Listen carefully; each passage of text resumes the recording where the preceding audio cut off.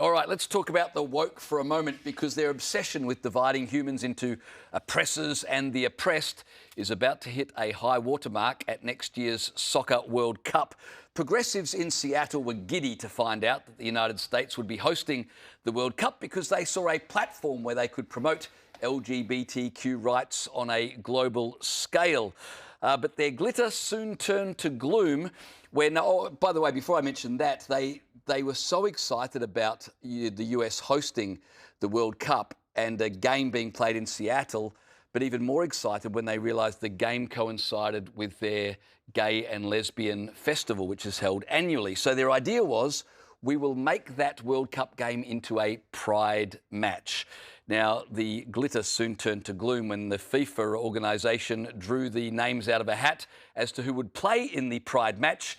And the countries drawn were Iran and Egypt, which means Queers for Palestine were about to get a very quick lesson on how the Middle East view them. In Iran, obviously, homosexuality is punishable by death, and the Iranian Soccer Federation described the idea of playing in a pride match as, quote, an irrational move, which translated, I think, means there's no way in hell. In Egypt, homosexuality is not actually illegal, but it's often prosecuted under vague debauchery laws.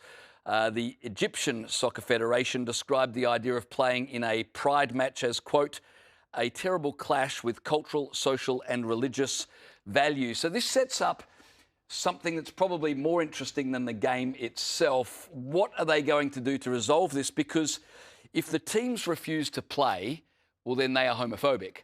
But if the organisers demand that the teams play, well, then they're Islamophobic. So how this plays out, I think, will be far more interesting than what actually happens on the pitch. I mean, I have never been in favour of these themed rounds, especially the Pride round. I just think, why? And what is so interesting is when it's Christians that refuse to play in the Pride round or refuse to wear the Pride jersey, or if it was a Christian country that said, actually, we don't want to play in the Pride round, could you imagine the outrage? It would be everywhere. Backwards, homophobic Christians, how dare they? But when it's Egypt and Iran, and it's certainly not Christian, then really there's pretty much silence. I mean, I was surprised that this story hasn't been discussed much at all. And I think it's because the left realises they're stuck between a rock and a hard place on this one. Best if we just hush and ignore it all. No, but they can't ignore it. They have to be principled about this. I mean, just like they were with the Manly players who didn't want to wear the Pride jersey. I mean, they went after all those Islander boys and said, no, because just because you're Christian doesn't mean that you can't wear the Pride jersey. And so they should apply exactly the same standard here. Now, we know that won't happen. A la Haneen Zarika, who plays in the AFLW for Greater Western Sydney, Muslim woman, and she has sat out of Pride round for a few consecutive years. She didn't play this year, but that's because she was off pregnant, I think. But the 2 years prior to that, after consulting her team and the AFL and the inclusion division at the AFL, they deemed that she would not play in the Pride round, and that was all supported. But again, it wasn't just supported, she was actually praised for standing up for her culture and being principled. Correct. But of course, what we need to remember here is that these things go both ways.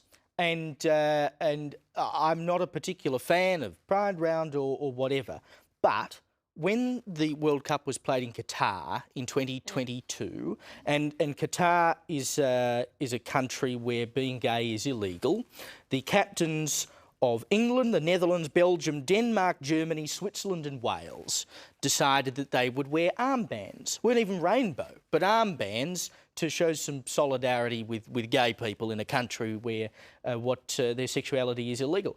And they were told by FIFA they couldn't do it. It was banned because, of course, you're in a country where it's illegal to be gay, and so you've got to respect the law. They also banned the sale of beer in the stadiums for the World Cup in Qatar. So when it's over there, we play by their rules. So if you want to come and play in Western countries, you have to play by our rules as well, funnily enough.